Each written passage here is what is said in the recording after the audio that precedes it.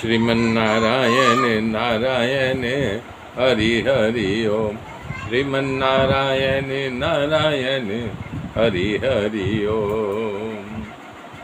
तब सीता जी इस परम सुंदर हरण को देखा जिसके अंग अंग की छटा फूट रही थी।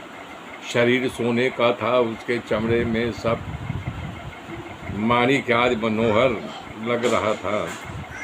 हे देव, हे कृपालु रघुवीर, तब श्री राम जी से कहा, इस हिरण के मार करके लाओ और इसका चमड़ा कितना सुंदर है मुझे दो।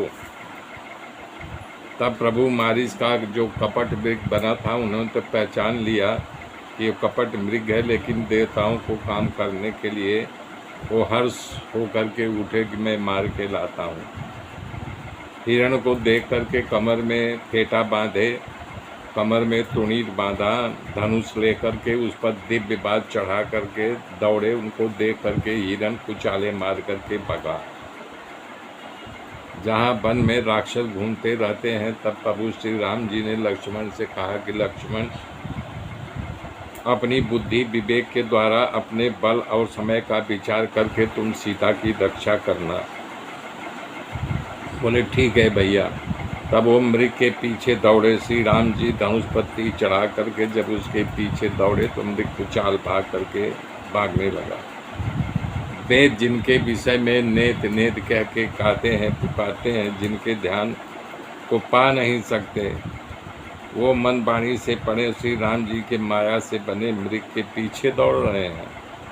कभी तो पास आ जाता, कभी कुचाल भर करके दूर भाग जाता, लताओं में पेड़ों के ओट में छिप जाता। इस तरह से वो प्रकट होता तो कभी छुप जाता। कई प्रकार का कपट करता, प्रभु को दूर ले गया। तब श्री राम जी ने उसे तक करके एक कठोर बाण मारा और उसके लगते वो पृथ्वी पर गिर पड़ा। लेकिन पृथ्वी पर गिरते हुए हा लक्ष्मण जोर से पुकारा।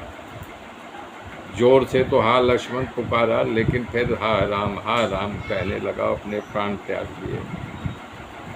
श्री राम जी उसके हृदय के प्रेम को पहचानते थे, अपना परम पद दिया जो मुनियों को दुर्लभ होता है। दुष्ट मारिच को मार करके श्री रघुवीर जी तुरंत वापस आए। हाथ में धनुष और कमर में तुरीर शोभा पा रहा था। इधर जब सीता जी ने राम जी की आवाज़ सुनी, हा लक्ष्मण, तो घबरा गई और लक्ष्मण से कहा, लक्ष्मण भैया, तुम्हारे भाई संकट में, तुम तुरंत उनके पास जाओ। लक्ष्मण ने हंस करके कहा कि माता सुनो, जिसके भृगटी इशारे से प्रलय आ जा सकता है, वो स्वप्न में भी संकट पे नहीं पड़ सकता है। आप घबराइए नहीं। इस बात करके सीता जी ने उनको बहुत सारे दुर्वचन न कहने वाले हृदय स्पर्शी वचनों को कहने लगी। भगवान की प्रेरणा से लक्ष्मण का मन चंचल बन गया। सीता जी के बन के देवी देवताओं और दिशाओं को देवताओं को समझ करके राम जी की सहायता के लिए उनके पास उतावल से चले। रावण सुना मौका देख करके तुरंत जो है यति यानी साधु का वेद बना करके वहाँ भिक्षाम दे की आवाज़ लगा करके आया। जिसके डर से देवता हाथ थर थर कांपते थे, उसके डर से अन्न नहीं खाते थे। 10 माथा वाला रावण कुत्ते की भांति, जैसे कुत्ता बढ़िया ही जो बर्तन में जूठा मीठा बचा रहता उसे चोरी छुपे खाने आते हैं, उसका शब्द है बढ़िया ही। तो उसी प्रकार से लुक छुप करके आया कुत्ते की तरह। काकभूषणी जी कह रहे हैं कि हे गरुड़ जी, इस प्रकार कुमार पर जो पैर रखते ही उसका बुद्धि, शारीरिक बल सब गायब हो जाता है। यही दशा जो रावण की, उसका बुद्धि, विवेक, बल सब गायब हो गया। मेरे मित्रों, मेरे साथ बने रहिए। आगे की गाथा फिर कल जोड़ूंगा। तब तक के लिए जय श्री राम, जय।